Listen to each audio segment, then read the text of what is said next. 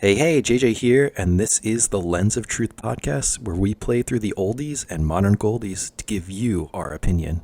With nearly 100 years of gaming between all of us, we see how well these gems hold up in our eyes. With me today, we have... ATI. Firefly. Zerovii. And today, we're playing Phantasy Star, the legend, the myth, the kind of forgotten grandfather RPG, but it doesn't feel like too much of a grandfather when you kind of play it in the modern lens, I feel like. How'd you all feel about this one? So I one loved of it. yeah, this was like what a surprise. I'd never played this original game before. I went to look up when it came out. This only came out 2 days after the first Final Fantasy, so it's like this is right up there with the granddaddies. It's like it didn't have time to imp off of any FF mechanics or anything. This is just like a magical early I RPG. believe it had a near worldwide release, which I feel like most games or RPGs like just got onto that bandwagon. I do think if it wasn't like a worldwide release, it was very close together, which again, crazy for the time period because they didn't even really know what RPGs were. Magazines were comparing this to Zelda because that was all we had, like to really Yeah. reflect on it. It really wasn't a worldwide release, but yeah, it was actually almost a year out before this came out in the West. Japan's was December 20th, 1987, and then North America and Europe got in November 1988. Okay, so Europe and how And close was Europe and America's release? Was it Oh, it was the same release. okay? That's probably why it took a year to get it both Yeah, out, which is still rather than very, delaying it for PAL. very impressive to have all that kind of. yeah, and adding on to that, I believe this was one of the only RPGs early on that was translated to Spanish, so it was very popular in Brazil as well. Yeah, Oh, wow. that Master System was like popular in Brazil up until like the late '90s. There's Mortal Kombat 3 ports on there. There's insane, like it's insane to see something like the Master System that we, as a like, I don't know, nation didn't really like care for. Japan loved it. I think Europe kind of, It was definitely more of a European thing. I, but it's it didn't really, I mean, like I wasn't alive at the time, but I just feel like its cultural impact in the Americas was not as great as it was over in Japan and Europe. Yeah. Like they had more fascination and with like Alex Kidd and like even Fantasy Star itself doesn't feel like it has many like when I talk to kids back in middle school like hey what RPGs are you playing, nobody ever said Fantasy Star, nobody had one of these consoles, like it was just kind of hidden away from me, kind of a blind spot. Yeah, it's a shame because like same thing with me. People had no idea what Fantasy Star. I didn't really even know what it was, but I was playing Fantasy Star Online and I had Yeah, I bought like a strategy guide for the original Fantasy Star Online from a grocery store. And it had like a lot of lore, like it talked about like the cake shop, it talked about like Nay's Claw from like PS2. And I was like, wait, there's this whole like series and like legacy, and that was when my mind was awakened to it. But yeah, same thing. Every hardcore RPG fan that I knew growing up just didn't really mention it, care for it. It was just not on the radar, which is just a shame. It's such a shame. So Yeah, I didn't have a Master System growing up, and I also didn't even hear of Fancy Store until PSO started to come around. And even then, I didn't have a online Dreamcast. So I was like, oh, well, this is an MMO I get to miss out on, I guess. I think I eventually got like around mid 2000s. And I was like, oh shit, there's a whole extra series. It's not just this online game they decided to make for the Dreamcast. yeah, I do remember like Game FAQs always talking highly of Phantasy Star 4. That was always in the like if you mentioned FF6 or Chrono Trigger or like Earthbound, I always saw those as like the top 3 Super Nintendo RPGs, like at least in terms of like Game FAQs era like talking. yeah, I definitely saw a lot of the same. it was just one of those, like, I would look at it and be like, oh, well, it's not cute and spritey the same way Final Fantasy is. That's what I'm used to. And like, I just got conditioned to a certain type of RPG, and I wasn't ready for this at the time. It almost seemed more mature, and like I wasn't quite ready for it. But digging back into it and like being able to play it now and like looking at the manuals, we played the Sega Ages re-release, which includes like a manual and a bunch of art and like increased features, all these added features and quality of life So stuff. many quality of Um, life. yeah, it's just like it transforms it into a modern experience. But yeah, it's I don't know. What do you have to say about your introduction to the game itself? Uh, it immediately it immediately hooks you. You know, you see. Oh my God, what was it? Was her brother? What was his name? Oh, it's all the Nero. Nero. Nero. Yep. Yes. It opens up with him, basically being like murdered in the street, more or less, or just kind of. Wait, can we first we have to mention right away this game opens up with a cutscene which was introduced in video games by Ninja Gaiden with their Tecmo Theater. What was that, like Oh a yeah, year true. before this or something? So cutscenes are still very new. You're treated to I don't remember many RPGs having cutscene intros like this other than this. It No, really not took me many by games at surprise. all. Like you said, Ninja Gaiden's one of the few, especially in like the late '80s. Mega Man had a few later on, but that was like Mhm. early mid '90s ish. But yeah, no, you are greeted to a beautiful, nice little cutscene, and it kind of shows off like just the power that the Master System had. Like in my mind, I never really Oh, considered the Master System to be capable. It always seemed like this like game art version of like an NES, but playing Master System games, I don't know. I feel like the color and like some of the fluid animations and sprite stuff, like I'd say trumps like a lot of NES games. Sure, there are those like insanely like good ones, but I feel like overall your average Master System game just like looks solid. It's got that like turbo graphics kind of like shine to it. Yeah, there's kind like of. custom backgrounds for battles for every single environment. Like if you're on the beach, you get a water background, you get like the swamp backgrounds, you get the forest. And every single time an enemy attacks, they have their own unique attack animation, which is like mind blowing when you compare it to like the static images of Final Fantasy 1 or even Dragon Quest at the Yeah. time. It's like these enemies are actually moving and like There's an actual it fun must have been fact. mind There's a blowing. very fun fact. They aren't actually moving. The battle animations from the enemies is actually like the moving parts are part of the background.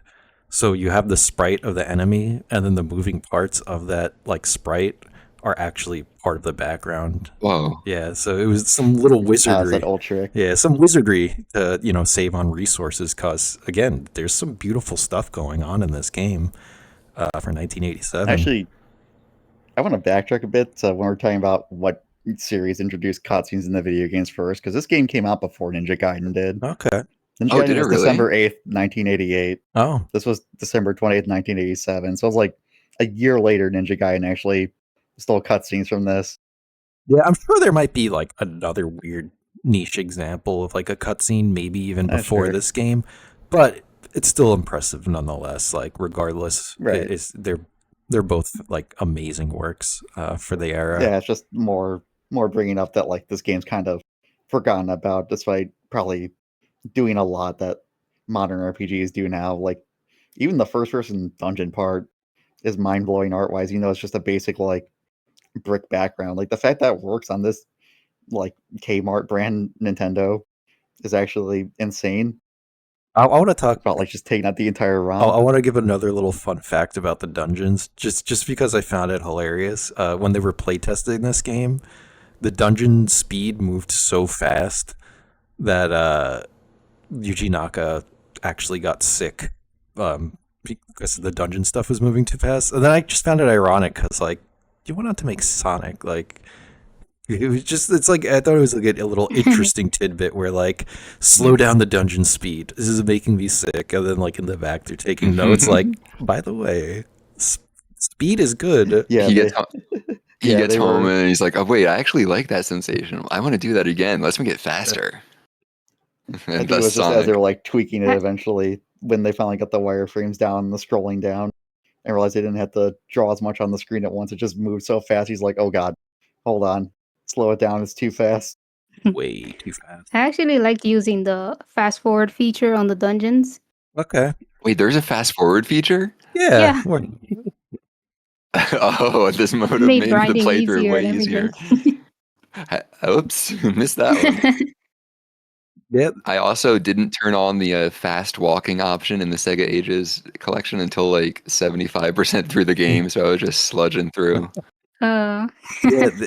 Some of the things in let's go talk about the Sega Ages quality of life stuff because there is a lot. Yeah, Like it gives you it really modernizes a lot of the game because like this is a tricky thing to revisit old RPGs, especially because it's like you have to judge it with the modern lens. We've played so many, we have our standards changed, but like you also, when games come out in a certain time period, you give them that like credit of like, okay, you guys were leading the way. You're like trying to innovate. Like nothing like this was done before. So like, if you recreated a game like this today with the same shortcomings, being like, okay, we're gonna make our characters walk this slow.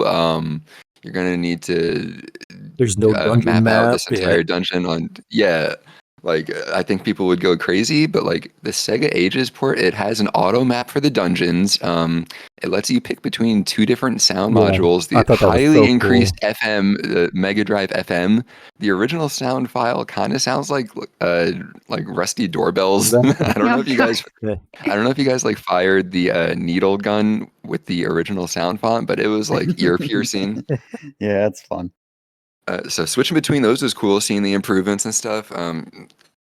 Anything else about the? Oh yeah, it shows you the party icons on the side of the screen. So it's like just seeing their little art on the side is kind of added a lot to me. Just knowing that they're there. I Yeah. don't know. Even in the A lot of little dungeon, That improvements. does help. Yeah. even in the dungeons, there were like markers and stuff added to like just make it like Mm. easier or what have you. And then there's the Oh, there's like fucking hidden walls in each dungeon where like you wouldn't know they're there unless you rub your face against them. And there's so many tiles to try this against. Mhm. But with the new auto mapping feature, it shows the hidden wall as like a little gray square. So it's like, okay, you don't need to spend 20 hours bumping into walls to yeah, find right. this. Getting I think some of those are hinted by like NPCs in the game, but it's Mhm. been a while since I've not just had the map like that in front of me, so I don't remember They're entirely. mostly just like there's hidden passages in dungeons. Look for them.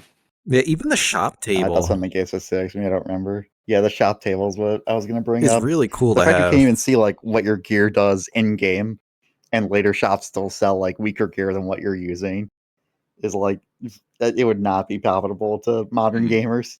What And like you have to sit there, check your stats, go buy the thing, equip it, then check your stats again to see what what changed. why I why is believe the it instruction wouldn't manual had. get a week there at the end of the game? It's like, well, Right?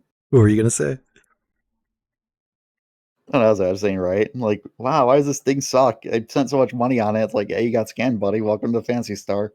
A lot of that in this game. Back to ATI's thoughts. Sorry for interrupting with that. Oh no, you're good. I was just gonna say that yeah, when you pause in the Sega Ages collection, you can see the spell list, everything your spells do, all your item list, your weapon list, armor list. It's basically like having a portable little instructional manual that you can refer to with you at any time, and it's very nice because this game was meant to be played in a company with the instruction manual, so you can actually see what things are. Yeah, I wish more games took note of the Sega Ages way of redoing games because it was just Mhm. it felt like such a concise package. It felt good. It didn't It feel feels like this was how the game was meant to be experienced for sure. yeah, absolutely. But I say let's get back to the basics of the game, right? You know, we have your standard JRPG of the time where you're going through the world map, your story seeking vengeance for your fallen brother, but then as things start to unwind, you expand upon all of that in ways I feel like RPGs at the time didn't. Like you got multiple Mhm. planets. Well, you got Palma, Motavia, Dezoris, I don't know, butchering that one, but like I thought that was really cool to have that. Whereas like again, it's peers like Final Fantasy and Dragon Quest. Dragon Quest is a tiny game. Like it's not that Mm. big. It's not that crazy. You could finish in one afternoon. And Final Fantasy, it does expand upon a lot, adds multiple party members and stuff like that. But like the way Fantasy Star did it, it felt like a second generation RPG, like right off the bat. Like it didn't feel like it came out with those games. Like I don't know, maybe that's just me feeling crazy, but like No, like within an hour of starting the game, you're like on a spaceship and you're already flying to another planet. I was not expecting to be planet hopping like at all, let alone that early in the game. So like you get a cutscene of like the thing taking off and you land on the new planet. Amazing graphics. I was really blown away by it still. It's a just lot of Star Wars yeah, it was really inspiration. surprising. Like when you get to Yeah. Motavia, you Mm. see those fucking sand guys, whatever the hell they're called. That they look. Oh, right off the bat, Oh the yeah. first town you start in is overtaken by like a Yeah, the fascist police imperialist state. regime, and there's soldiers everywhere. So my starting experience with this game, I didn't know what to expect. I didn't know what these little building huts were. Like it's one of those things where you have to like learn the language of the RPG in the game. So I'm walking around this town, and the soldiers are like, don't go out this exit unless you want to die. And I took their threat seriously. I was like, okay, I got to find another way. There's got to be something else to do here. So I'm wandering around the town, not like exiting to the world map. And like, I'm just like, okay, well, I'd better not act against the wishes of these imperial soldiers. There's got to be something else here. I didn't even think to exit the town. So I'm just like wandering around. And then eventually I get out of the town and like I get up to the beach and I fight this like shark enemy that's way over leveled. It just kills me on Yeah, one hit. I'm like, damn, this game is crazy. I'm gonna have to you just really sit did down and die. learn what it wants from Should me. have Was- took their words of warning. You Right? ended up dying. You gotta grind those Yeah, I So was like, all right. speaking of the imperialist stuff, so the reason Nero dies at the start again is because he's part of the resistance fighting the imperial because the Algol is ruled by King Lassic, Oh, I always said who was originally Lashik. benevolent and then becomes Sheik. No, it's Lassic. He becomes a cruel sociopathic tyrant because of Dark Falls. So after harsh political changes, small rebellion forces begin to emerge, and that's one rebel was Nero, who got killed by the forces. And then Alice gets pissed and swears revenge.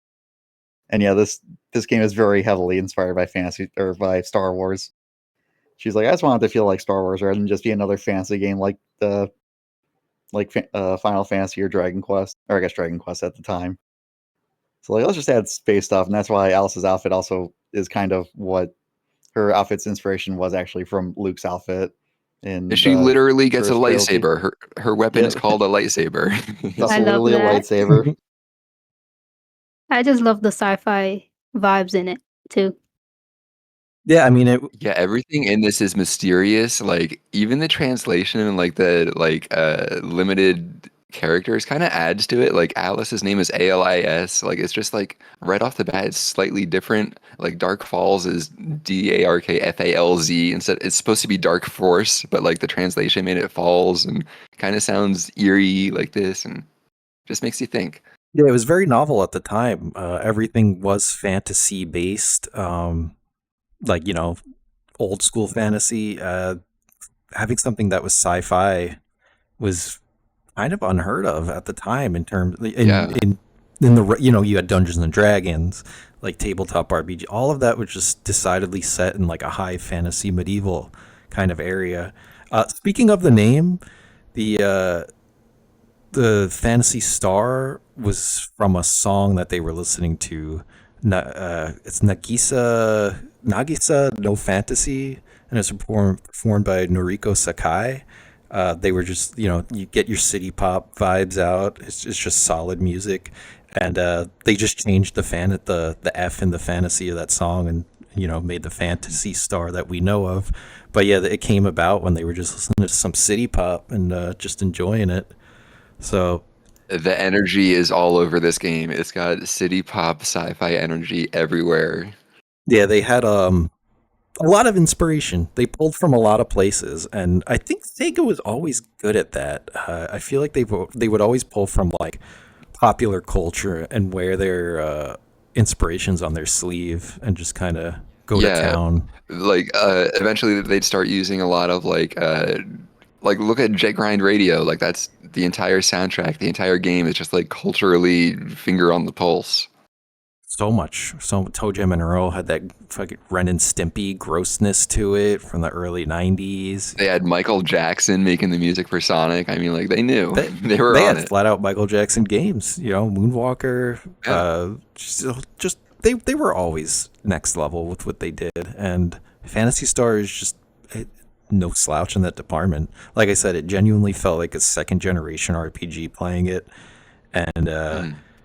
it just knocked everything out of the park. You get multiple save files. I think Final Fantasy only had one at the time. Like it just does cool stuff.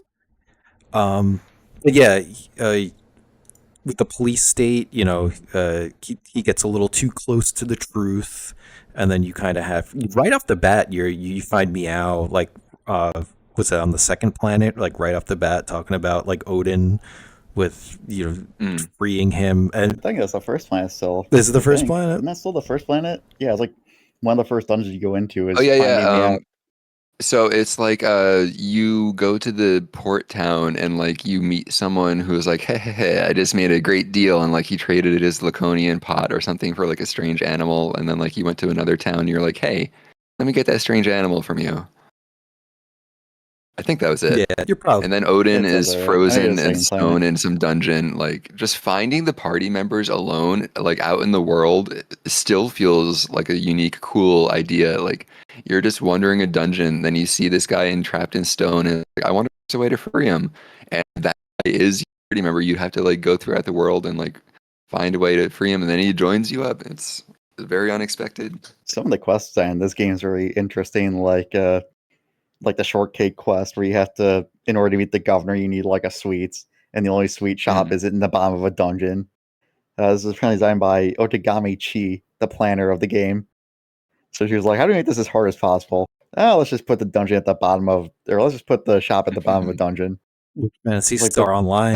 how does this actually work? Yeah, and PSO like pays homage to that quest like in a major way with the cake shop in the caves, and that was one of the things that like really got me researching the original Fantasy Star was that cake shop quest, because I was just like, where's all this coming from? Like what is this game? Why is it like Actually, what's up? sorry, I just saw this while I was scrolling. I didn't know about this. Apparently, this game's referenced in Vice City. In which It's way? a magazine on a table. There's a magazine on a table in Versetti's room, Huh. and it's actually a screenshot of Fantasy Star Sega Master System as the cover of the magazine. That's pretty cool. 1986 sees best ever graphics. Yeah, at the time when this came out, you must have been blown away by the graphics. Like you said, the color fidelity is awesome. Like the animations are, even if it's trick animations for the enemies in It's still battles, good, it's still still like solid. Yeah. yeah, like zombies are It's like still, doing yeah, like intricate that's like still sprite spitting art attacks stuff. on you, and And I do want to say to the credit of like the dungeon exploring, they tried something different. Again, there was no real blueprint at the time. You kind of just Hmm. did whatever, and they said, you know what? Let's make these dungeons first person, which sort of Vermilion does. It's close to my heart with the perspective change, and that always just struck me as like just like a really good choice because it sticks out. I know a lot of people don't like first person dungeon crawling RPGs. Like if you don't like them, you don't like them. If you like them, ooh man, like you're in for a good time. Some good gaming. yeah, this was like finding the primordial ooze of like everything good for me. I love Etrian Odysseys. I love Legend of Grimrock. Anything that I'm like tile crawling through, and like again, it's like just a different perspective on standard dungeon map design. You think about a Final Fantasy dungeon, it is just tiles and it's just grids. So you're just moving through a grid, but in a different perspective here, and it's enough to Right. change pretty much everything. It makes it very immersive. And it's also easier to make art wise too. It's just, oh, we just need to draw one corner of the Rolling screen and mirror hallway, it yeah. twice. Yeah. Then it's Or like recolor maybe it for once later and that's it. zones. Oh, I'm in the Exactly. gold zone now. We're getting advanced. Oh, blue and black zone. We're getting serious. And I think the first person dungeon crawling is like, I don't know, you said immersive, and it really does lock me in ways that other dungeon experiences don't. Like, yeah, Final Fantasy dungeons are great. I love them. But when you put me in a first person dungeon crawling like scenario, so many parts of your brain are like, you got to remember your position. You have to make sure you checked each, like, did I go on the left wing? Did I go on the right side? Did I go up, down? Like, you activate and use, I feel like, a lot more parts of your brain in trying to get your like spatial dimensions correct, and Mm. it's just so Right. engaging, and I love it. I love old school SMT. I love old school Might and Magic. It's just, they're so freaking good. I wish we had more of Having to this. either draw a map or just do step counts to remember where the trap doors or trap floors are on a single floor, just to make sure you don't fall down to a basement where you gotta deal with 5 or 6 more encounters before you get back up. Yeah. Oh geez, I fell Oh, I gotta down so get many that. times. Yeah, this game's notorious for this. Wait for Strange Journey. You'll be ripping your hair out, but in a good way. Again, I enjoy it. Yeah, there's Did one specific anybody trap. Oh, sorry, you go on. did anybody meet an NPC that talks about the Sega system Yeah, those. in one of the huts? Yeah, there's a few of those. There's like a bunch of Sega girls. I forget the exact lore, but in Japan they were named specifically after like 3 of the women that worked on the game, and then they were like the Sega girls. I think they had random names Great. in America or whatever. That's so cool. But yeah, like, again, Sega just wears its like inspirations on its sleeves. I think Yeah, and I feel like female representation in game devs, even at that year, was like highly underrepresented. Like having a female pro tag, having like female staff be celebrated in the game like that feels revolutionary in yeah, I itself. mean, you got a female protagonist, which again, Yeah, it's huge. you don't really have that at the time. It's if I'm trying to think, I can't really recall anything. Everyone thought Link was Zelda. Yeah, it feels like a major swerve to be like, oh, the hero brother is dead. Now the sister's taking up the sword. Like, whoa, never would have imagined that. It was a really cool swerve. I really like that. Right? It was probably because at the time this was like a mostly female development team, so they had different perspective from everyone's like usual tropes and conventions. Yeah, shout outs to Ryoko Kodama, rest in peace. She had a huge, like, influence on this game, Sonic, Skies of Arcadia. Like, she was one of those, like, Sakurai figures for the company. Like, I think, And feel her essence. yeah, she Expect us to talk about her again when we get to Alex Kidd in Miracle World. yeah, she 'Cause she was there too. was part of just it all, and it's just a shame to lose these developers, as they get older or get sick or whatever. Time is moving. This game came out almost 40 years ago, and those people working on it Crazy. weren't children. They were in their 20s. So you do the math. But like, it is wild, the context of time. But yeah, rest in peace, you queen. Thank you for so much that you have given us. But Continues to inspire, continues to influence, continues to just be a cool thing to revisit. So thank you for your contributions to the yeah, world. and it's crazy. Kodama's I'm sorry, go on. story is actually really cool because like she was still in college and she was studying archaeology or art, and then she failed out of her classes, Hmm. and so she like took up a trade school for advertising, and then at some point she just ended up with Sega, and then she was just a jack of all trades. It just rose up through the company. You never know what's going to happen. Never know what planet you're going to end up on. Right? End up on Motavia or no, Dezoris with they're all fucking liars. It's like Oh, yeah. they're just tricking you the whole time. And I'm like, what are these little gray? Well, they're greens, but they kind of were tall and like gray, like in terms of appearance. But We call Yeah, it there's one Twitter town you get nowadays. to where the left side always tells the truth and the right side always lies. And it almost feels like that ancient riddle of like, the one where it's like, oh, one of our heads always lies, one tells the truth. You have to figure out which one's which. Mhm. And yeah, there was always fun stuff like that in, I feel like, Sega RPGs. Like even Sword of Vermilion, there was just like each town had these weird little specific things, and it's very Dragon Quest-esque in ways, but I always feel like they pushed it a little bit more in the way Sega would do it. But Oh yeah, like the little church where you can revive your characters if they die. yeah, that's Reminded me of like the Dragon Quest. for sure. Yeah, it would even list out how much experience you needed to the next level after you talk to him, and like. Yeah. But I would never go in those churches because there's one spell called Fly. Beautiful spell, Fly. The best spell we've ever seen. Maybe the best ever. Biggest. It's huge. So what that spell does is it takes you to the last church that you visited. So like I was like avoiding all of these churches, being like, I don't want to be stuck here. I want to be able to warp back to this city that's on this other side of the planet. So like churches were like my least visited There is a building. way to like soft lock yourself by flying after you get like the Land Rover and doing something. I can't remember the specifics, but there are ways where you can soft lock yourself because you can save wherever you want. So if you Yeah, let's save, talk about how open-ended this is too, because you can like sequence break and do things out of order and like go to different parts of the planet, do dungeons at different points. Yeah, only thing stopping is your stats and your resources. It's like how I like how this and Dragon Quest One both have similar starting points in the game where you got in the world, and if you try to go too far, you just get slapped and you have Yeah, to get yeah. respawned to your castle you gotta until you It like get your forces you to healing be like, cell. slow And down. yeah, you gotta like sit there in the first area and grind up your resources a bit. And I like that was a just seemingly a design convention of the time. And I wish more RPGs did Mhm. it nowadays rather than just being, all right, here you go, you get to hold forward and go explore the area. It is cozy. Like you step out of the first town and you are fighting these little like dragonfly things, whatever they are, in mass, and you just kind of like it just gets you in the groove. Even Cosmic Fantasy, just playing through that recently, is somewhat similar.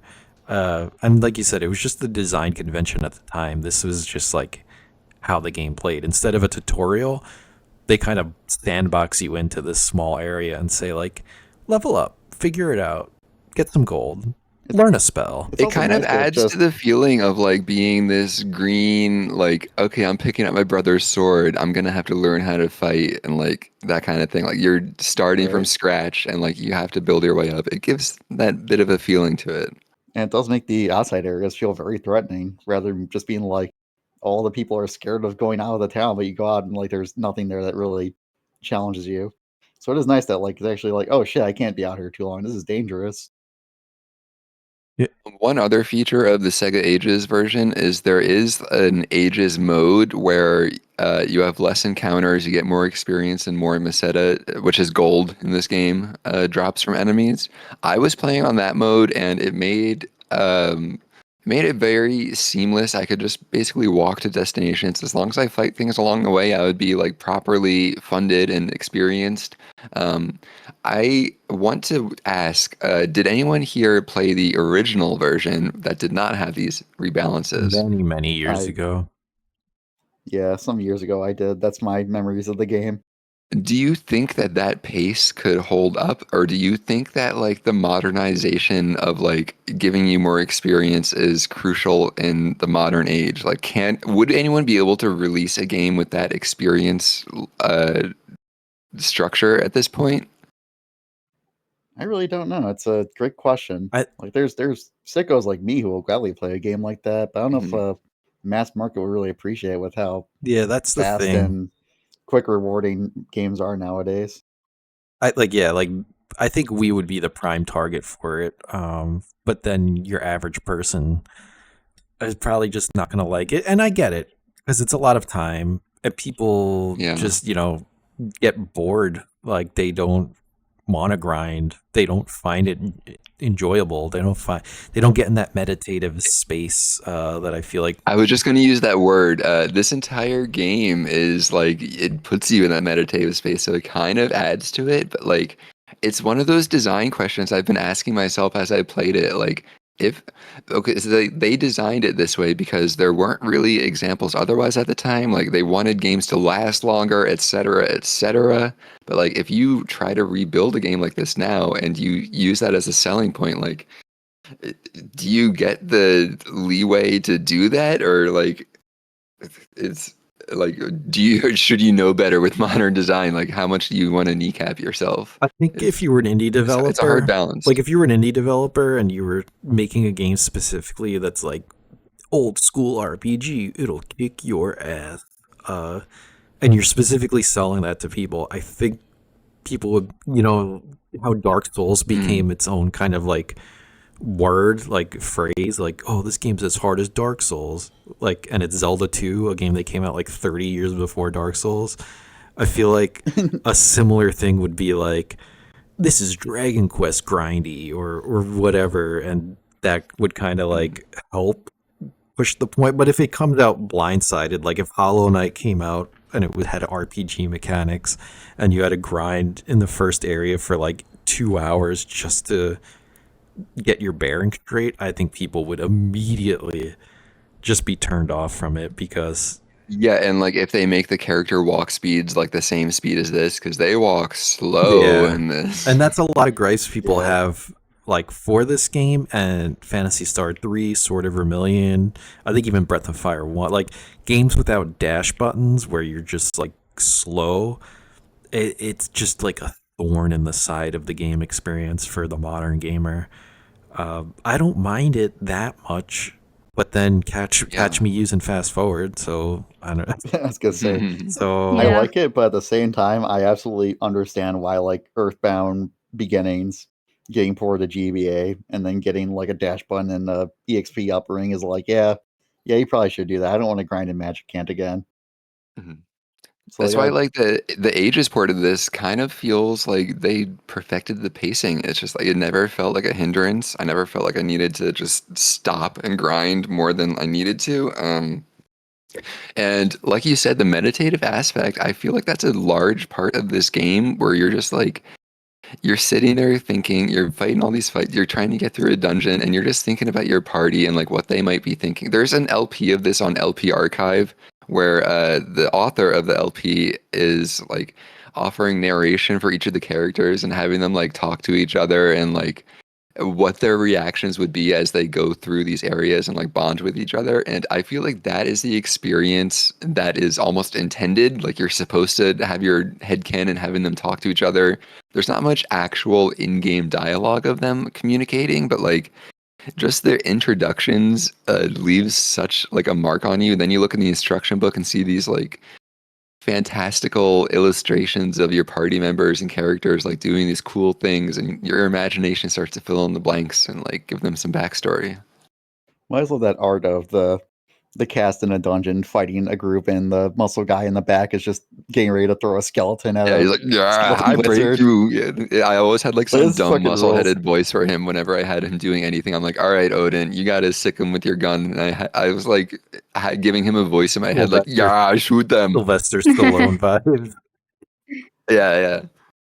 I do think with the pacing of the game, like there is something to be said for like being stuck at a point where you gotta like grind your way out of it from like the world. Mhm. Like it's you need to like really feel like it's dangerous and you really need to prepare. And also it makes it that much more relieving when you finally get a second party member or even like your second Yeah, and third the party the members. resource Like you're juggling is definitely a big part of it, especially early on. Like you get a heal spell, so you only have a few scant magic points to use on heal spells. And then you can buy your only healing items are cola and burgers that you can buy, so you can stock up on those. USA. Sorry. I think in the Japanese version they were calorie mates and like some random Yeah, they drink. were. Yep. So like much healthier, but here it's like nah, cola, burger, that's all you need, buddy. What does the Heal you average right up. American gamer understand? Okay, imagine a burger.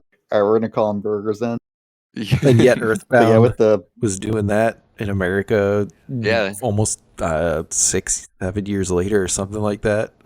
So it just tells you how much they thought of us when the RPG genre came into play. They didn't have much faith in it. I will say I do wish this game had like a remake that had like party chat like Dragon Quest got later down the line. There I also would like that for Dragon Quest 2 if that's actually in the HD2D That would version, be then really ignore this cool. point later.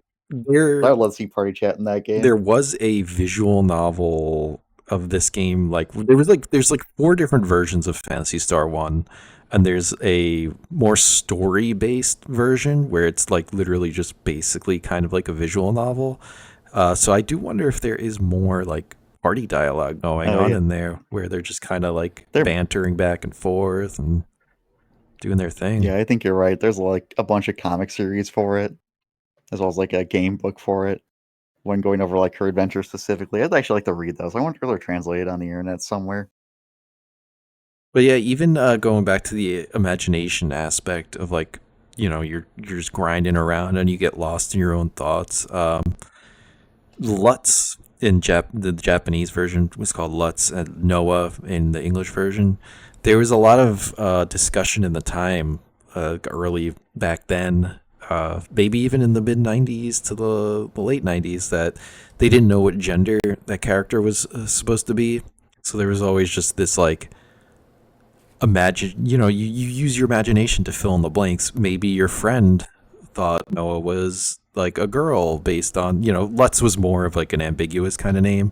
I guess Noah kind of Mm. solidifies it more as like a male, but I think there's something to say about just getting lost in the, again, I keep using the word, the meditative uh, experience of the game, because you really do, like, when you're going through those dungeons, at least me over the years of playing RPGs, I really do get into this like special space that like gets me so deep within that I start like building this world and building the characters and having conversations and preferences and things like that. And you really don't get that if you're speeding through it on fast forward or having. It's one of those less is more things. When there is empty space, you get to fill in the blanks. And I don't like when you have experiences that are so overloaded with like flashing lights, the music is bombastic, it's orchestral, it's like there's all this fire, people are flipping. Like I'm thinking like Final Fantasy 16, that kind of thing maybe. It's just like almost over. You don't get time to really like think about things that aren't directly on the screen. I will say, with regards to what you said about the Lutz being male or female, Kodama original intent was in the original story, Jester Star Lutz could be either male or female as Alyssa grew up. So I thought that was kind of interesting. Yeah, it's always cool to have that ambiguity, like ambiguous nature to it. Again, especially for gender and stuff like that, which is the mid to late '80s. I don't know any other games that I know that there's one or two on the tip of my tongue that I can't think of right now that have that. I get, you get Chic, I guess, stuff like that. But yeah, no, I feel like this game just has so much going for it, and yet it's just kind of just ignored. It's forgotten. It's a shame. That's why I'm ultimately like for convenience features, as long as they're toggleable. Like Sega Ages version sounds like how I would like to play the game nowadays. I know I talked big about the wilderness thing, but like I already experienced it once. I'm good. Mm. Now it's just a chore to grind up to get my healing spell and then start being able to go through the dungeon without dying. Yeah, because like a lot of that is the first time mystery feeling like what is this game want for me? What is this world? And like when you're in that headspace, it's much easier to like get lost and like have that open world grind take a little longer because you're still kind of trying to figure out and get comfortable with it all. And I think it does create a unique experience, like to your own, like when I played games as a kid into my early teens before I was really like talking about these games with other people, or like I would browse, game FAQs and stuff, but like my experiences with Dragon Warrior, Zelda's, all these games with like less is more kind of fill in the blanks. I had such rich, uh, very specific experiences that are it's lost media now because I don't know, I can't remember them, but Yeah. they're it makes it truly special. Like that adventure that you're having when I was 6 or 7 years old was just like so specific, where I was again making up my own scenarios, making up character preferences, like having banter in my head. Like I'm never gonna get that again, and it Uh, grows in you as this very special thing that you can't really get again. It's interesting. I had that same kind of thing with my neighbor I played most of these games with. We played RPGs together. We would just like sit next to each other and like one person would play and then the other person would just be like talking and commenting. And then when we weren't playing, it was like, all right, let's go. When we're on the jungle gym, let's just like make our own scenarios. We're gonna like be these characters and like have these added like adventures for them, and we're going to make up all these like contexts for them. We're going to try to be them, like add all this extra universe. It was like all this whole EU. We didn't need like all these spin-offs and games. We made them ourselves Yeah. in our heads. We just kind of acted them out. Yeah, absolutely. I remember being on the playground and I was surrounded by sand, and I like told my friend, I was like, you can't cross this unless you wear Yeah, unless you that's wear going to these. drain your Well, HP. it was basically I was aping Zelda 2 when you get the boots that walk on water. So Nice. I gave him like my water shoes or something. I was like, here, use these. And Yeah. he was all for it. He was like, yeah, all right. He put them on and went through the sand, and I just felt so good. Like in my mind, that is a Zelda 2 experience. Like I tie Yeah. it to the game because there was just so much more imagination going through at the time. The game added to your everyday life, and then your life added back to the game. Beautiful, beautiful circular stuff going Yeah, I on. mean the experience was so poignant playing the game that it manifested in real life. And I feel like I played 500 or 600 hours of Rebirth, FF7 Rebirth. I don't know if I can say I got that from it.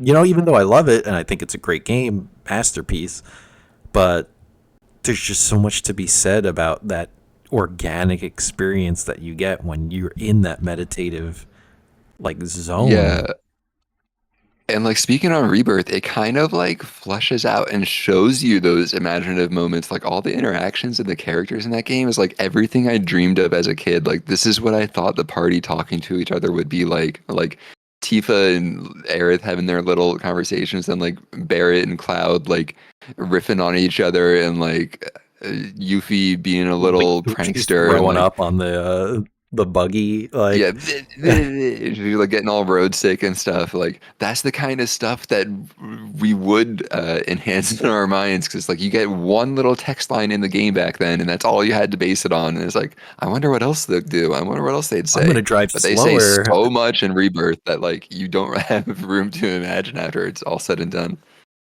Yeah, absolutely. Um, so as far as this game goes, was it ever too difficult at any point for the new players? Like, I guess the Ages game makes it pretty uh accessible, but yeah, I'm curious. Like, even playing on the Ages version, did you find it like challenging in a way where you're like, oh man, I really do have to grind more, or like, oh, I died on this boss. Let me just change up my strategy and try this here and there now, because I am curious about how like the difficulty holds up in general. I think for Firefly, how about me, you answer first? Yeah. I think for me, uh, the most I had to do like grind was like at the end with the Dark Falls boss.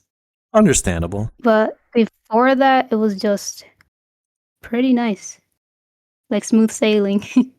No, I didn't really struggle too much. Good. Okay, that's good to hear.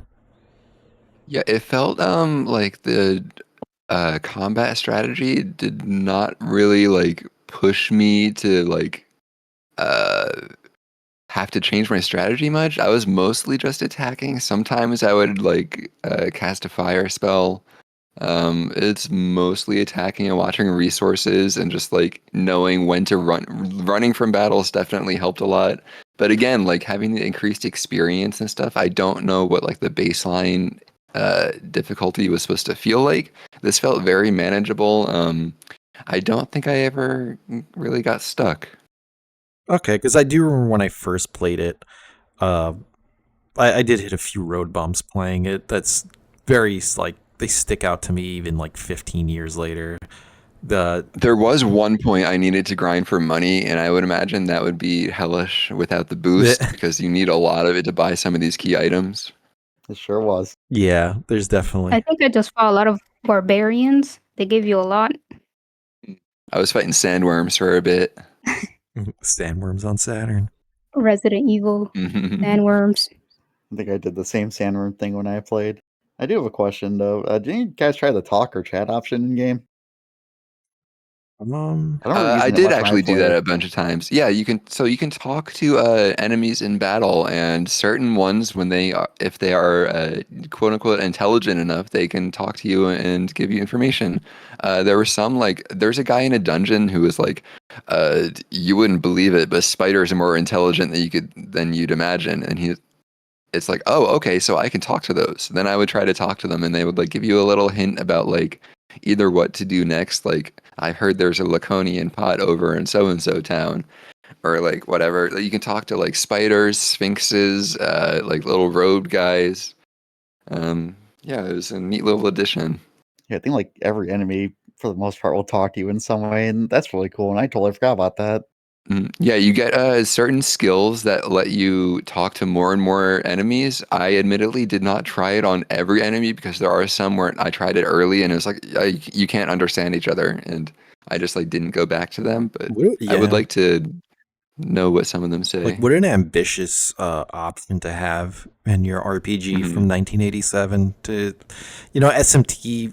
I do wonder if that talking option at Phantasy Star helped inspire a little bit more, like, the dialogue and stuff. Like, I do wonder if they played it and they were like, oh, this is cool. Let's expand on this. Yeah, it really feels like it. And if you do manage to talk to an enemy in battle, it just ends the battle because it's like, okay, you guys are friends. You understand each other now. There's no need to fight. It just ends. It's kind of like SMT. Like, you can talk to them and then sometimes they'll be like, hey, I'll join your party, or hey, I'll give you money and I'll go away. Like, Yeah, or they get it's mad. not as varied as SMT, but like the basis is right here.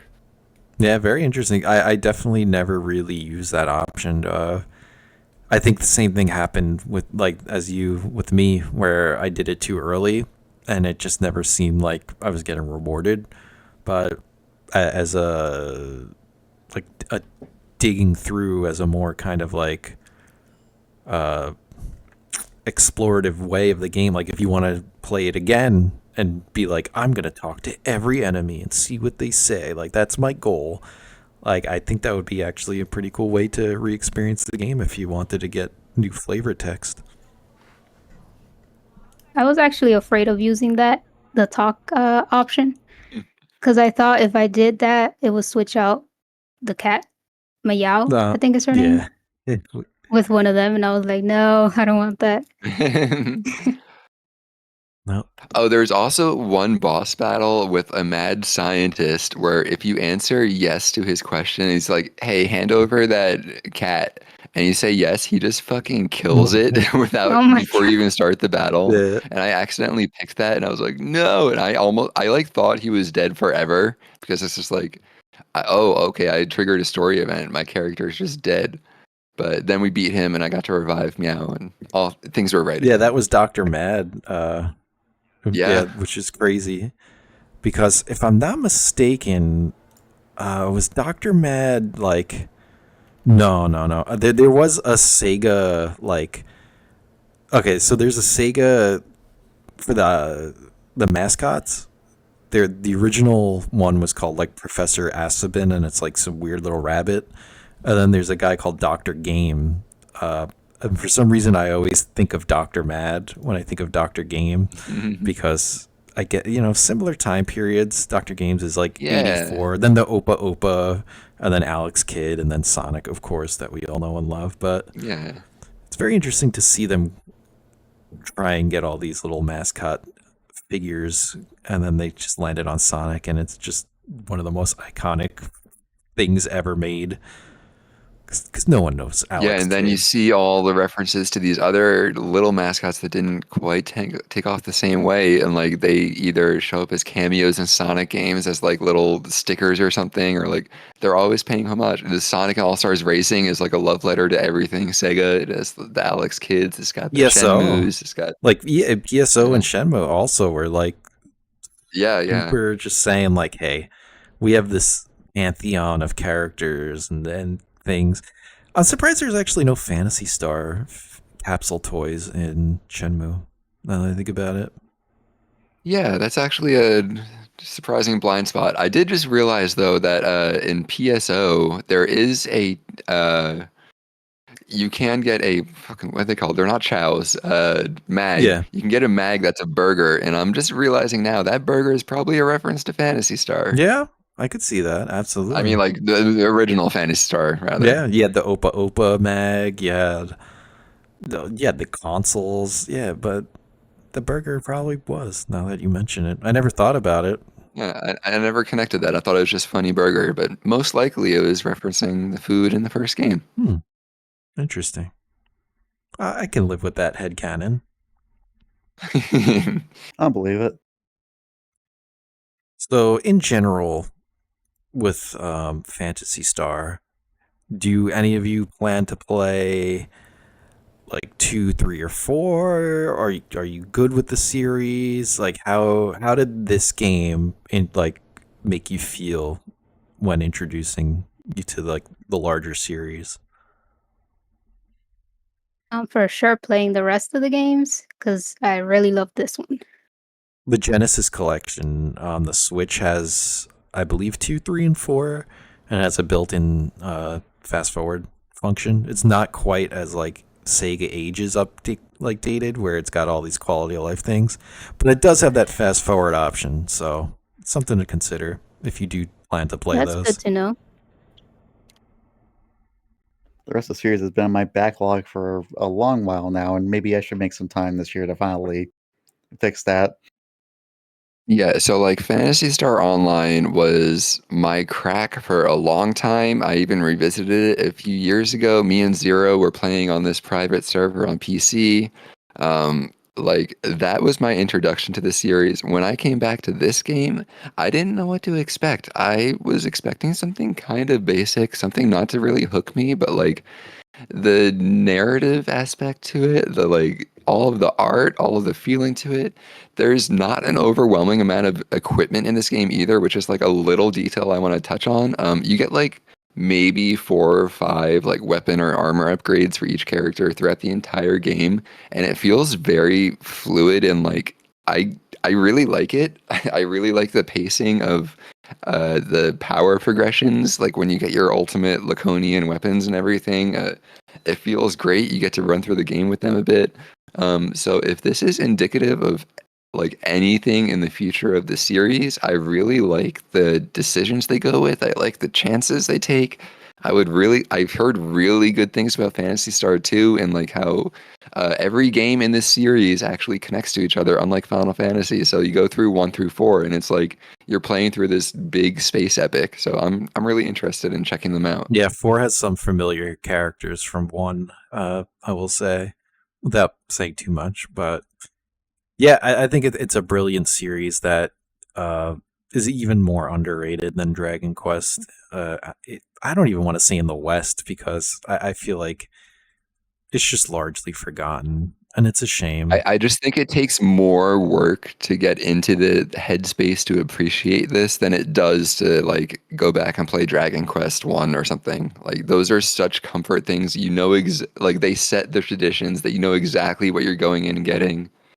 Like Dragon Quest is RPG, and then this is like a little weirdo that throws curveballs at you. You have to learn his little idiosyncrasies, and it was a bit much for kid me. But now I'm like, oh yeah, this is the stuff. I like a little bit of difference. Yeah, it's just it's so special and unique. The way it has the sci-fi again. The sci-fi element is still, I feel, a little underrepresented. It's super unique. Yeah. Like you get like Star Oceans and stuff, but it's not the same. Yeah, you get your Mass Effects, your Star Oceans, games here and there, but it's still, despite being sci-fi, it does have that perfect blend where it's like still feels like somewhat down to earth.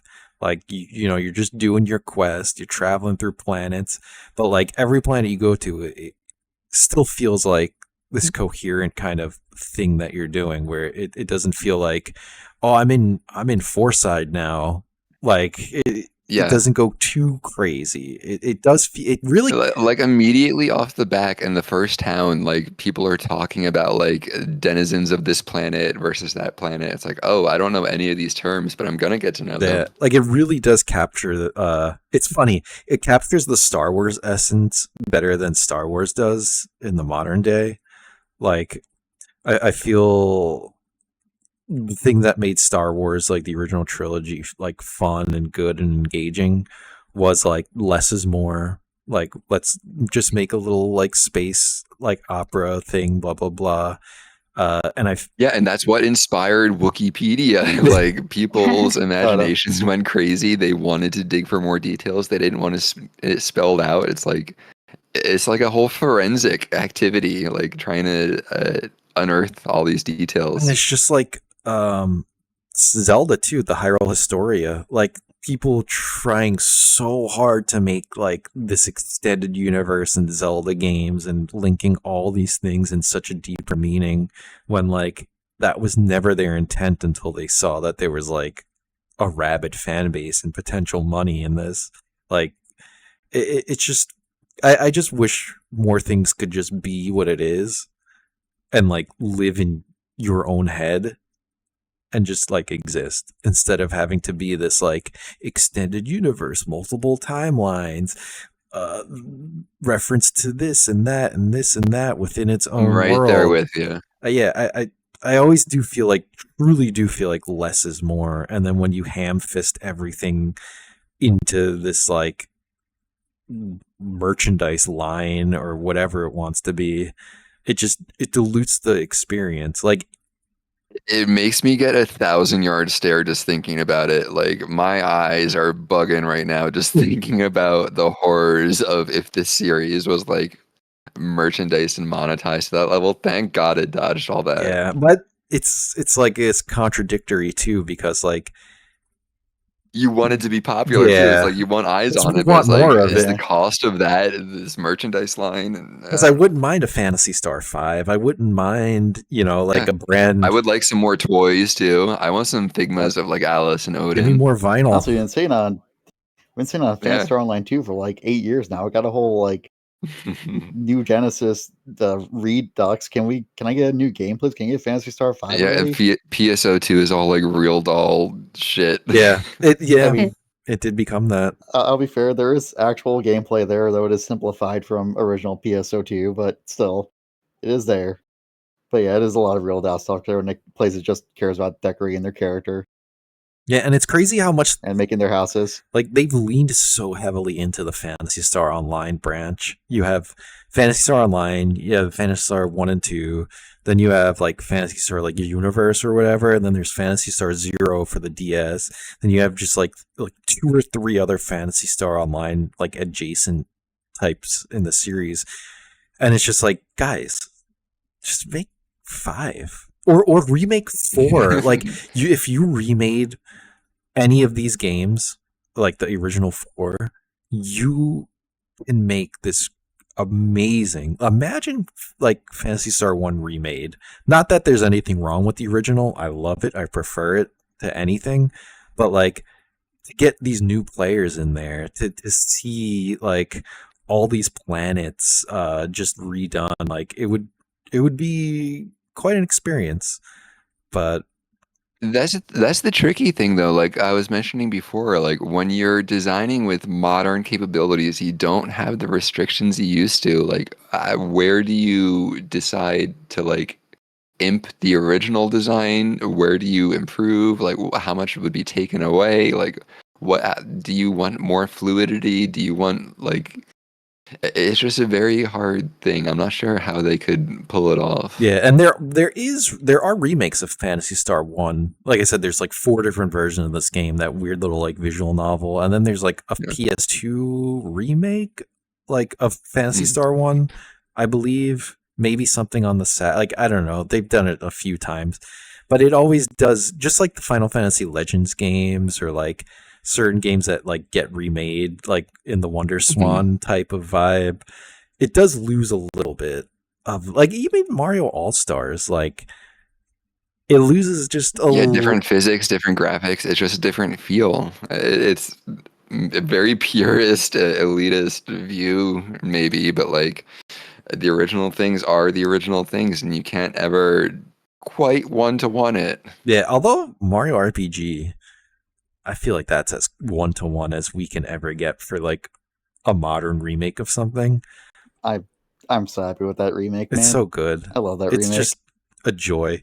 I'm gonna Yeah, always and it's its own thing too, because the art style of the characters is like, instead of like this clay animation, it's like these little dolls, and like it doesn't take away the original. It's just, okay, this thing exists too. So if I want this mood, I can play this one. Yeah.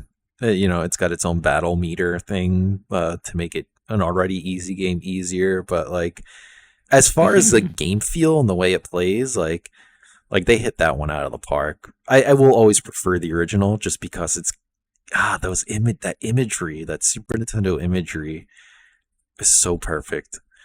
But again, it's a good way to get new people into the series, and I really do wish Sega would do anything with this game, just at Yeah, all. like I couldn't help but think in my head how certain sections or gameplay elements of PSO are translated from this original series. Like, you have your spread needle. When I saw that in Final Fantasy Star 1, I was like, oh, fuck yeah, we're about to get some crowd Nah. control. I know what this thing does. It's like, Odin is your raw cast. He doesn't have any magic points. He's just your big robot with the spread needle. Your main character is the Humar. You have your lightsaber, which is like your photon saber. You have some magic spells, which you probably won't be using, just like the Humar. Yeah, there's a lot of like little Except the translations heal like that spell. where, Whenever you want to throw out yeah, that. it does have the heal spell. The one No spell magic. that I'm going to be No foe. using, just like PSO. No foe. No foe in No his foe. heart. I do like that this game, while we say it's forgotten, was like remembered enough and demand enough from Sega, even in like 1994, that they went and created a Mega Drive cartridge that would just boot into Master System mode just for this game. Yeah. Like, I think the console could already do that, but they made one just so it could fit in the Mega Drive console because people really wanted to buy it and it just was not in stores anywhere. Yeah, that. So there was a point Yeah. where, despite all their production, they still couldn't meet the demand of how much people wanted to play this game in Japan. Yeah, and again, Even for I years. think Brazil was one of those. Yeah, huge massive, in Brazil. massive, but forgotten here. Yeah, this is just one of those games that inspires. This is an inspiring title. Everything from the mystique of it, the I hate to use the word, the fantasy of it. With an F. It's With just, an F. yeah, with an F to be clear. Like, you're visiting spaceports, you're going all around these planets. It feels huge. Like, it doesn't need much. It just gives you these landscapes, and there is so much to think about, and like how the logistics of the world works, and it's a really cool thing, and it's been on my mind all week long. I will say, Cosmic Fantasy hits some of those notes really, really well. It's something you guys should all play. It's brilliant, absolutely brilliant RPG that borrowed a lot from I won't say borrowed, but like, you have Cosmic Fantasy and Phantasy Star, and they were like these two pioneers of like sci-fi RPGs in a world where Dungeons and Dragons ruled. And they do it so well. Cosmic Fantasy has like fast travel right off the bat. The speed of the battle is quick, and it never like takes away your time. The dungeons aren't too big or crazy. Beautiful animated voiced cutscenes in like 1989. What console is that on? That was a PC Engine TurboGrafx. There was that Switch release or whatever that I grabbed recently and played through, and I was like, wow. Because there's a few YouTubers I listen to that are like old school Sega, like happy console gamer. I don't know if you guys listen to him. He's one of the few people that have like aped Angry Video Game Nerd, but like actually kept doing his thing and I think his real name is Johnny or whatever. We're not talking about Uncle Derek's Stop Skeletons. We're just talking about the happy video game or happy console gamer or whatever. And he's like fit. Oh, okay, yeah. I was thinking, hey, I'm Yeah, Derek, it's me, no. Derek. Yeah, this dude's from Canada. He's like 50 and he's just has all this lore from like he was importing stuff in like the late 80s and like super into like Phantasy Star and Zillion, like all the shit that like I grew to love 10 years later from him. But I'm also and like when I was younger, I was like, oh, those games are too weird for me. Yeah. But now I'm digging all in. He loves his SMT, but like he's always just shouting like these games out because I think there's he's very versed. He's been around a long time. He's played a lot of stuff, and these games, Cosmic Fantasy, Dragon Quest, Phantasy Star, all these games still like echo. Like they still stick with him, and I know it's not just a boomer thing because like I played Phantasy Star 1 like in 2007 or something. This was significantly like far away from its release, and I loved it. I loved the series, and I just played Cosmic Fantasy for the first time like 35 years later or whatever. Brilliant, and I loved it. So it's just like, yeah, you do have some people giving shout outs to these games and trying to give it its due diligence, but overall it's just I just wish there was just a little bit more in the world. I just wish there was more Phantasy Star in the world. Maybe that's greedy. Yeah. Maybe that's wishful thinking. But hey, we got that with Dragon Quest. Dragon Quest 11 put a lot of that on the map. And yeah, it got a lot of people into the series. Yeah, Smash has sold so much. Smash Ultimate has sold so many copies, and it has introduced. I see so many young little Zoomers with their like hero profile pictures, and like they're in it. It got them, and it's like, thank God, because I love Final Fantasy, but like when you compare it to a lot of the other like games in the genre, like the classics. I don't know. It's only one flavor, and it's like if you only have Final Fantasy, it's like you're only ever eating one meal in your entire life. Yeah, and I see that's just no way to game. And it's weird because like they do mix up Final Fantasy a lot. It's funny, like yeah, for sure. But it is that Final Fantasy flavor, and those people are diehard. Like Final Fantasy fans aren't always RPG fans. That's kind of how I've decided, like over the years. Because a lot of it is like Final Fantasy to me is like at least from like maybe 5 onward, 6 onward, definitely. They're very operatic and play like. You can see it in the intro scenes to many of these games. Like 9 opens up with the play, 6 has the opera. Like they are all intentionally structured to be like these dramatic stage plays, and the way they play out with like the good versus evil and the dramatic tones and the swells. And so for me, it's always been that kind of theatric experience that Final Fantasy gets boosted by. Yeah, absolutely. And it also becomes like there's so much to say about the image too. Like there's like, again, I'm not trying to like diss Final Fantasy fans because I am one and I love it, but I just see in the circle of Final Fantasy like it's so narrow. Whereas Dragon Quest people they've played Trails, they've played Tales of, they've played Phantasy Star more than likely, at least a higher percentage.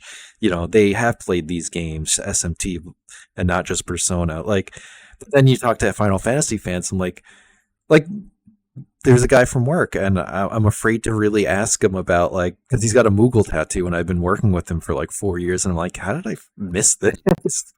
And I wanna ask him more about it, but I'm also like, I don't want to come off as like an elitist nerd and just like grill him on like, so what's your you play Phantasy Star? What about Dragon? You like Dragon Quest? Like, your favorite's like 7, Final Fantasy 7. Oh, I think there is a way to ease into it though. Like the other day at work, I was carrying around my copy of the Neuromancer book, and this younger kid was like, "Hey, what is that?" And I was like, "Oh, well, if you've ever heard anything cyberpunk in the genre, like if you like Blade Runner or anything, it's all due to this." And it's like he was really interested. He's like, "Oh, cool! So that's the root of this." So it's like if you introduce the building blocks of genres or certain aspects of things that people like, maybe they'll explore it. So I guess I'm maybe you can jaded. just drop some I'm just hints. jaded because like I feel like literally almost all my life I've been trying to introduce like again this very specific Final Fantasy type of person. It's really And hard they to don't get people to bite. break away They from don't. their They're like, comfort. yeah, I played like 10 minutes of Dragon Quest. Not for me. I'm like, brother, you Yeah, need to put in like 6 months of Dragon Quest before you can say it's not for you. But again, not everyone's the same. People are impatient. There's we just want to broaden horizons. That's our problem, and it's like people are comfortable in their little boxes. little bubbles. But there's all these planets out there we want them to fly to. It's just we're offering the passport. Don't get We soft praise this lock. game's Only art. 100 Meseta. Sign on up. We praise this game's art, and it's really well done art. But it's also crazy to think about that this was like a very expensive game at the It was time. one of the most Like expensive. 4 megabit cartridges were very expensive, and Sega released this at a high price point, and it was still like getting bought out, and people still wanted more. Yeah, This it really was. like had every It was trapping like to be the like epic game to the get. RPG series. Also, I'm still imagining a world of Smash Ultimate where like Nay gets in. Oh, And you just have a bunch of people suddenly getting into it because of Nay from PS2. yeah, just slashing around with PS4. that claw. But yeah, do we have any closing thoughts on Fantasy Star? Anything we want to say? Any gripes we had? I have a few things I liked about the game. Go on. Well, I want to mention the Malay prison dungeon where you have to talk to a robot cop, and if you lie to him, you get like sent to jail. Mhm. I think that was like Yeah. interesting. And the castle in the sky was amazing So when it good. appeared, and how Mayao, Meow. uh, how she transforms into a bigger cat with like wings and flies you up to the castle. I think that was Yeah. cool. I want to point out a few of the monsters you talk to in the game even hint at like if you give a cat the Laconian nut after you water it and stuff, then it's going to grow big and fly. And it's like these little hints it would sprinkle at you through the game that led up to that. It was really cool. Yeah, I wonder when did Dragon Quest like 3 come out? Because I feel like there was I feel like the transformation to like use that to get to the castle in Phantasy Star was like very I don't know a lot I can't again I don't know the timeline if Dragon Quest 3 came out before or after, but like I do feel like that's very like unique like and It was definitely after. for Dragon Quest. I think. No, see I can't I think 3 was like 88 maybe. I don't know. Yeah, that was a little bit after this, but it was already probably designed that way by that point. Yeah, but because it was February 10th, 88. yeah, but as a game that was already out, and already doing its thing, to have like Yeah, your little it's like friend 3 like months. transform and help you get to the castle in the sky, it was very like just similar to things that you would see in the future in RPGs. That Immediately, I think of like the Secret of Mana. Like he doesn't get bigger, but you get the flammy drum and you get to fly around like Neverending Story style. yeah, absolutely. That part is actually also funny when you have Mayao fly up to the castle, because if you press the fast forward button, she just zooms up there. So that was funny. Got some catnip Or going. people need her. My favorite parts of this game were the dungeon bakery quest where you had to get a cake to get a souvenir to the governor so you could actually see her. Was very fun. I Yeah, like the that was part pretty around funny. the midpoint where like you stop in an inn and your character has like a nightmare sequence of fighting Dark Falls Yeah. and you just lose that fight. That was actually a really cool bit. Yeah, it took place right in like this. You go to the mayor's house or whatever, you take a nap, and suddenly you're greeted by this scary face and just pushes your button. And it's very intimidating. And I was in fact scared. And it's well done because, again, you compare it to things at the time. There wasn't much like story flavor in games at the time. There wasn't much like progression in that sense, but you had Phantasy Star with like dream sequences and On the fucking Mega Drive, like Master System. unheard of. Yeah. Or Master System, sorry. You're good. But yeah, no, I just think this game is, or this series in general, absolutely beautiful. It progressive in so many ways. The multiple endless list that we just listed for an hour of stuff that it progressed. Yeah, I'm sure we're missing so much stuff, but it's like there is a lot packed into this old thing, and like for it to inspire us still means that there is still value here, and it's very cool to see. Yeah, I'm glad you guys got to experience. I'm glad I got to brush a little dust off of my Ages file and play through that, and, just get more familiar with it. But yeah, go on. I have one question. In the end, the mayor asks Alice if she wants to become queen, and what did you guys pick? Hell no. No, I picked yes. I believe I picked yes. Yeah. And I think the canon choice is also yes, that she does become queen. I just didn't know because I'm a little contrarian. Does anything happen It is funny to give you specifically? an option. I think she just becomes queen, and then just the credits roll. Oh no! If in the she dungeon. if she declines though, I wonder what the little scene of that is. No, it's nothing special. Oh, no 20-minute cutscene of showing her life. Yeah, no alternate path. Her life no, as a pauper. No, a secret boss. Or... Just imagining the Strangers of Paradise cutscene where Jack just throws real bullshit and turns on his music and walks away. Yeah, he walks But off. it's just that, but with Alice. Oh. You want to become mayor? That's what I'm hoping for. Yeah. Well. But maybe you'll have to play and find out yourself, though. Everyone listening. I do hope I'm sure we'll do episodes on the rest of at least the quadrilogy at some point. I think it would be fun. I think it would be worth it. 1 for 3. Yeah, I enjoy it, and not everyone does, but I like the weirdos. But yeah, that's Phantasy Star. Beautiful game. I think that's yeah. I hope we scratch the surface because a lot of this one is like feel and like emotion based. Like you get lost in these like long gameplay sections. There's even this section in the instruction manual. It says your eyes may tire during extended gameplay. Please take a 10 to 20 minute break for each hour of gameplay. So it's like it's expecting you to just melt away the hours of this. Oh, how you definitely do before you know it. Considerate of them. But yeah, that was Phantasy Star. Until next time, we'll see you soon.